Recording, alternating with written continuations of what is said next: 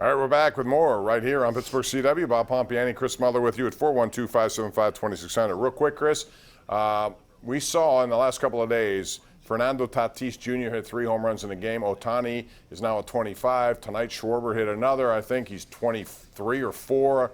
He's had like 14 or 15 in the month of June. Got 14 this month, yeah. Yeah, so all that's going on, and yet you see Aaron Nola strike out 10 in a row. You still think the spider tag issue's out there.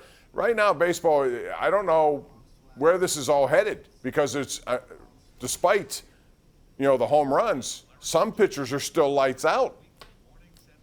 Well, I think that what you're seeing there and what you described is more a consequence than anything of teams from an analytics standpoint pursuing the 3 true outcomes more than anything else and devaluing ball put in play for, a single, a base hit, right?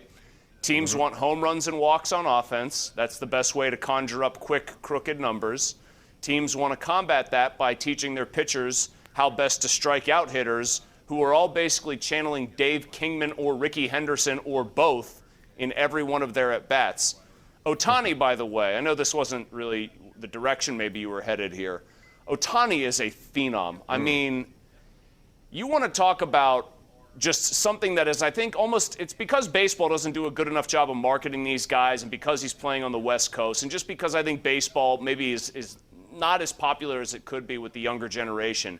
Do people realize, excuse me, how insane it is that the guy's got a sub-3 ERA and has that many home runs?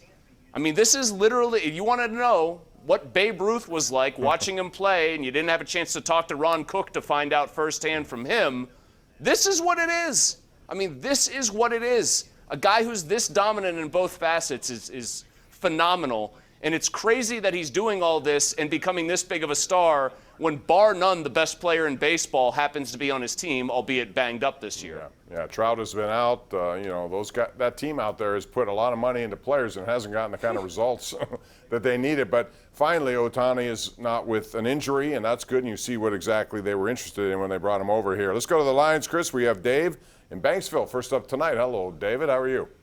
Hey, Bob and Chris. I guess, Mike, I don't really have. I mean, I disagree with Chris's statement that Max Kranick. To me, they just said a few days ago that they were going to go to a 6-man rotation. Also, keep in mind they're going to be home for like 6 games or so over the 4th of July weekend. All the excitement about that Max Kranick would have brought. To me, it's one of the first times that the PNC Park will be able to be at full capacity. I'm not saying that it for will Max be, but Kranick? it's a holiday weekend. It's supposed to be gorgeous weather, and you have a guy that really pitched his butt off, and he gets sent down for somebody, Cody Ponce, that I Googled. I guess he's just new with the Pirates because he's only got 1 start. He's only won he's with just like a 7-something He's just ERA. a guy, but so is Max Kranick. I mean, that's the point, Dave. Cody Ponce is just a guy, but more than likely so is Max Kranick. But here's the thing, Chris, though. If you're going to a 6-man rotation, why wouldn't you they can barely Well, they're probably they want him to have another start in Indy. They want him to have another start in Indy, and if I had to bet, he's probably going to be up after the All-Star break. Why wouldn't you give him that start during this? Because don't you think he would be a good 4th of July draw? I do. No. I do. I think he'd be at least something to talk about. And if he's going to have a start in Indy, why couldn't he have it here after 5 perfect innings? If he struggled during those 5, I could see this, but he didn't. I would prefer him getting his next start here. They haven't really said, Chris, what they're going to do here. They just kind of left it out there. And I think maybe they owe more of an explanation about how they're handling this, just specific to him. And I also thought the same of Miguel Yajure, who was up here a couple of times, pitched very well, I thought, considering, and yet back down on the minors. So I don't know if it's an audition thing or what they're trying to do. I just don't think in Kranick's particular case they see him as being a guy that necessarily has a robust future with the team. Maybe there's a curiosity factor there, and maybe I'm just jaded, honestly. And maybe I'm not giving Dave enough credit for having his finger on the pulse of what other people might want. If you told me, hey, Max Kranick, the guy that pitched 15 up, 15 down, 5 perfect innings in his major league debut, basically making history in the process.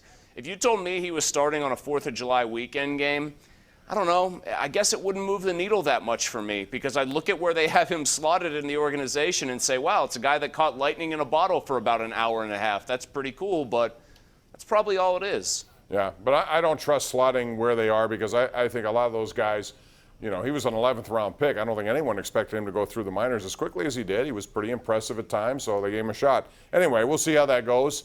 In the meantime, let's go back out the lines. We got Lou in Castle Shannon. Lou, you're on. What's up? Hello, Lou. Yes, sir. Go ahead. Okay. I would have never sent Max Kramer down. He deserves to pitch next weekend. Okay. That's it? Yes, sir. Okay, we'll see what they do. Again, they haven't made it absolutely official yet. Chris, on the other hand, we saw Jack Leiter pitch tonight in the College Baseball World Series. He goes 6 innings, gives up 2 runs. He wasn't very sharp based on what we've seen, but 6 innings, 2 runs, still pretty good against a good Mississippi State team. Have you changed your mind at all about where the Pirates, who they should take? There's a catcher from Louisville. They're very much interested in him. They don't have much catching depth. There are some shortstops. There are 2 stud pitchers. I always opt to go stud pitchers for a team that I think should be trying to be more competitive in the next 2 years as opposed to the next 5.